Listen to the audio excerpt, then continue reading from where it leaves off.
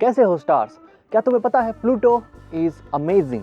Earth and sun के बीच के डिस्टेंस के मुकाबले प्लूटो सन से 30 गुना ज़्यादा दूर है।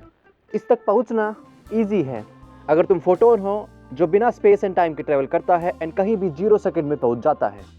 लेकिन अनफॉर्चुनेटली तुम लाइट नहीं हो, तुम हैवी हो एंड हैवी चीज़ों को मूव करने के लिए पुश की ज़रूरत है। सो क्या है सबसे बेस्ट पुश ट्रेवल करने के लिए? आज तक 26 लोग स्पेस में जा चुके हैं एंड 2028 में इंडिया अपना खुद का ISS version BAS space station space में लॉन्च करेगा। इंसान का स्पेस में जाना आज के समय में बिल्कुल नॉर्मल हो गया है एंड हर समय स्पेस में एटलीस्ट 6 लोग ISS पर रहते हैं। हमने आज तक सैकड़ों रॉकेट स्पेस में भेजे हैं एंड ये सब काफ़ी इजी है। ये कोई रॉकेट साइंस नहीं है बल्कि law of conservation of momentum है, जिसका साफ साफ मतलब है तुम्हें वो मिलेगा जो तुम फेंकोगे। एंड सभी रॉकेट्स में chemical fuel oxygen and hydrogen का यूज होता है पानी में बदलने के लिए, जो पानी रॉकेट को ऊपर ले जाने में मदद करता है। लेकिन सिर्फ पानी फेंकना इनफ नहीं है। फर्स्टेस्ट रॉकेट एवर नासा का न्यू होराइजन जुपिटर तक 13 महीनों में पहुंचा था, जबकि यूरेनस 3 साल दूर था एंड प्लूटो 9.5 साल। Space is huge and classic fuel rocket से हम चांद तक तो पहुंच सकते हैं, लेकिन उससे आगे जाने के लिए हमें चाहिए next level technology like NASA evolutionary xenon thruster next, जो कि एक नई टेक्नोलॉजी है जो जीनोन गैस को यूज़ करती है स्पेस में ट्रैवल करने के लिए। लेकिन सिंस ये भी एक केमिकल फ्यूल है, इसकी स्पीड काफ़ी स्लो है। सिंपली केमिकल पावर पर स्पेस में ट्रैवल करना इम्पॉसिबल है। सो इनके अलावा हमारे पास क्या ऑप्शंस हैं? ऑप्शंस जो हमें इंटरप्लैनेटरी एंड इंटरस्टेलर ट्रैवल करने में मदद करेंगे। स्पेस ट्रैवल के लिए ऐसे कई बिजार एंड साईफाई तरीके हर दिन निकलते रहते हैं एंड मोस्टली सारे या तो काफ़ी फिक्शनल होते हैं या हमसे फ्यूचर में काफ़ी दूर।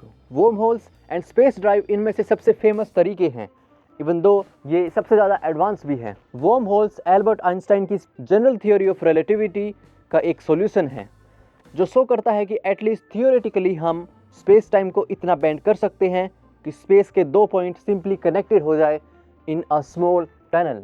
इसमें स्पेस को बेंड करना इतना आसान है जितना इस वीडियो को सब्सक्राइब करना। रियली दुनिया में हर चीज़ स्पेस को बेंड करती है, प्लैनेट्स, स्टार, मैं, तुम, हर चीज़। सो इस स्पेस को बेंड करना ईजियर पार्ट है compare to the next part जो कहता है कि हमें फास्ट ट्रैवल करने के लिए स्पेस लाइन की जगह इस स्ट्रेट लाइन को फॉलो करना पड़ेगा, जिसके लिए हमें स्पेस टाइम एंड ग्रेविटी पर काफ़ी एडवांसमेंट चाहिए एंड मेरे हिसाब से ये स्पेस ट्रैवल से ज़्यादा हार्ड है। ऐसे एडवांस आइडियाज़ कूल लगते हैं, लेकिन इन रियलिटी हमें धक्का लगाने वाले पुराने तरीकों पर ही भरोसा करना चाहिए स्पेस ट्रैवल के लिए।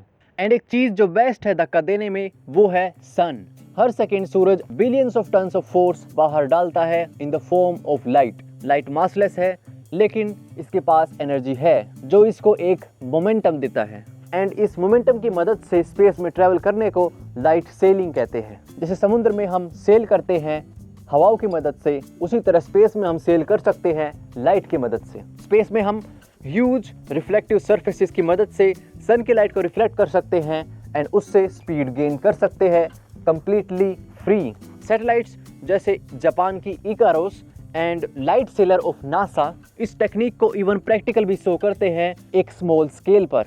एंड भले ही लाइट हवा के मुकाबले काफ़ी लाइट है, ये एकमात्र सेलिंग टेक्निक नहीं है स्पेस ट्रैवल में। Things like magnetic field, electric field, solar wind field, ये फील्ड भी फोर्स क्रिएट करने में यूज़ किए जा सकते हैं। एंड सबसे बड़ी बात, ये सब फ्री एनर्जी है, इसमें हमारा कोई भी फ्यूल नहीं लगेगा एंड हम फ्रीली कुछ किलोमीटर पर सेकेंड की स्पीड गेन कर सकते हैं। लेकिन वो चीज़ जो सबसे ज़्यादा ज़रूरी है एंड सबसे ज़्यादा यूज़ में आएगी स्पेस के अंदर वो है ग्रेविटी। इलेक्ट्रिक, मैग्नेटिक, ये लाइट सेलिंग की बजाय ग्रेविटी सेल सबसे ज़्यादा स्ट्रॉन्ग होगी एंड सबसे ज़्यादा यूज़फुल होगी। इनफैक्ट हम इसे करंटली यूज़ करते हैं। न्यू होराइजन जुपिटर तक 13 महीनों में पहुंचा एंड उसकी ग्रेविटी का यूज़ करके ही वो प्लूटो तक 10 सालों में पहुंच पाया, वरना उसे काफ़ी ज़्यादा समय लगता। जुपिटर की मदद से उसे वो फ्री एनर्जी मिली जो उसे टन्स ऑफ केमिकल फ्यूल से मिलती। इस टेक्निक को हम ग्रेविटी स्लिंगशॉट कहते हैं, जिसमें एक स्पेसक्राफ्ट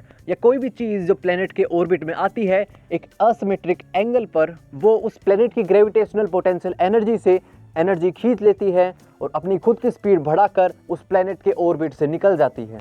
इसमें मैक्सिमम स्पीड जो एक स्पेसक्राफ्ट किसी भी प्लेनेट से ले सकता है वो है उस प्लेनेट की orbital speed around the sun. Jupiter की ऑर्बिटल स्पीड 13 किलोमीटर पर सेकंड है।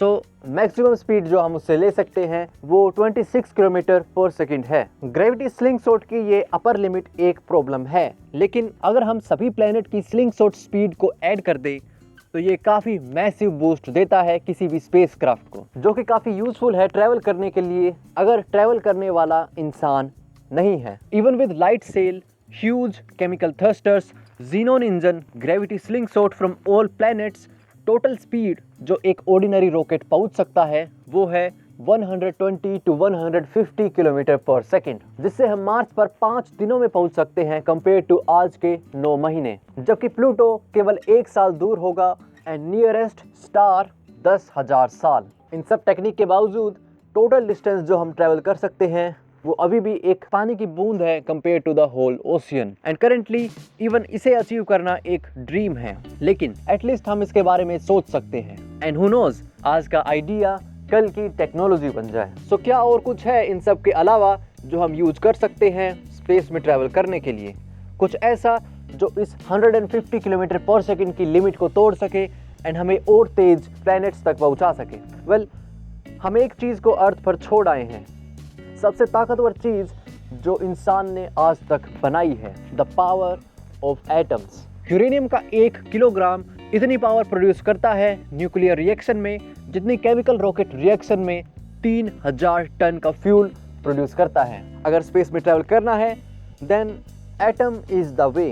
ये स्टिल काफ़ी स्लो है, लेकिन progress is what matters. And ये स्मॉल इनविजिबल चीज़ जो आप देख रहे हैं इसे कहते हैं एंटी मैटर, जो कि दुनिया की सबसे एक्सपेंसिव एंड पावरफुल चीज है जो हम यूज कर सकते हैं तुम्हारी एनर्जी को अनलॉक करने के लिए। यस, रियली तुम्हारी एनर्जी। तुम्हारा शरीर एनर्जी से भरा हुआ है एंड अगर तुम तुम्हारे एंटी मैटर, एंटी यू से मिलो देन जो एनर्जी निकलेगी वो इनफ है किसी भी स्पेसक्राफ्ट को 3 से 4,000 किलोमीटर पर सेकंड की स्पीड तक पहुंचाना। 1955 से हमने इस एक्सोटिक पदार्थ के 10 क्वाड्रिलियन या फिर 1 के आगे 15 जीरो इतने एटम्स बनाए हैं, जो कि इक्वल है 10 पिकोग्राम्स। एंड जो कुछ भी हमने बनाया वो इजीली डिस्ट्रॉय हो जाता है अगर वो किसी भी चीज़ को छुए तो। हमें और भी ज़्यादा टाइम लगेगा इन चीज़ों को रियलिटी में लाने के लिए। स्पेस में ट्रैवल करने के लिए जो तरीके हमने डिस्कस किए ये सब लिमिटेड है हमारी टेक्नोलॉजी पर,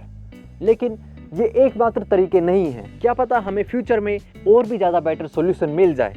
एंड भले ही हम स्पीड के ऊपर इतना ज़्यादा फोकस कर रहे हैं, लेकिन स्पेस में सिर्फ स्पीड ही एकमात्र चीज़ नहीं है जो ज़रूरी है।